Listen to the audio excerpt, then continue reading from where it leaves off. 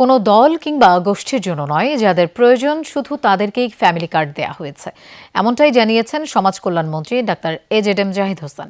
দুপুরে দিনাজপুরের নবাবগঞ্জ উপজেলা পরিষদের হলরুমে বিএডিসির আয়োজনে এক প্রশিক্ষণ কর্মশালায় যোগ দিয়ে এসব কথা বলেন তিনি। জানান, আগামী জুলাই থেকে সারা দেশে ফ্যামিলি কার্ড কর্মসূচির ব্যাপক পরিসরে চালুর পরিকল্পনা রয়েছে। সরকার চায় প্রান্তিক পর্যায়ে সকল শ্রেণী-পেশার মানুষ আর্থিক স্বাবলম্বী হোক। এ সময় স্থানীয় প্রশাসনের কর্মকর্তা ও জনপ্রতিনিধিরা উপস্থিত ছিলেন। আমাদের মাননীয় প্রধানমন্ত্রী জনাব তারেক রহমান উনি চায় যে প্রান্তিক পর্যায়ে সকল শ্রেণী পেশার মানুষ সে আর্থিক তার স্বয়ংবরতা আসুক, তার স্বাবলম্বী হোক এবং সত্যিকার অর্থে সে একজন ভালো সুনাগরিক স্বয়ম্বর মানুষ হিসাবে সমাজে প্রতিষ্ঠিত হোক। জয়পুরহাট শিল্পকলা একাডেমিতে জেলার অনগ্রসর জনগোষ্ঠীর দক্ষতা উন্নয়ন শীর্ষক এক সেমিনারে প্রধান অতিথি হিসেবে অংশগ্রহণ করেন জনপ্রশাসন ও খাদ্য প্রতিমন্ত্রী আব্দুল বারী। বক্তব্যে তিনি বলেন, প্রতি বছর বিপুল সংখ্যক দক্ষ জনশক্তি বিদেশে পাঠানোর কর্মসূচি গ্রহণ করেছে সরকার।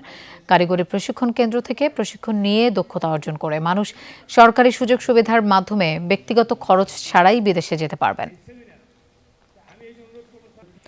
এদিকে যশোর সদর উপজেলার হৈবতপুর ইউনিয়নে সিরিজ খাল পুনঃখননের কাজ উদ্বোধন করেন বিদ্যুৎ, জ্বালানি ও খনিজ সম্পদ প্রতিমন্ত্রী অনিন্দ্য ইসলাম অমিত। পরে তিনি বলেন, বিএনপির নির্বাচনী অঙ্গীকার বাস্তবায়নে 20,000 কিলোমিটার খাল পুনঃখননের কাজ শুরু করেছে সরকার। সিরিজ খাল পুনঃখননের প্রকল্প বাস্তবায়িত হলে 17টি গ্রামের জলাবদ্ধতা দূর হওয়ার পাশাপাশি কৃষি উৎপাদন বাড়বে। সারা বাংলাদেশে সকল খাল আমরা পুনঃখনন করতে পারি, যেটি আমাদের প্রধানমন্ত্রীর ইচ্ছা, তাহলে ইনশাল্লাহ একদিকে জলাবদ্ধতা থেকে মানুষ মুক্তি পাবে, অপরদিকে ফসল উৎপাদন অনেকটাই বাড়বে।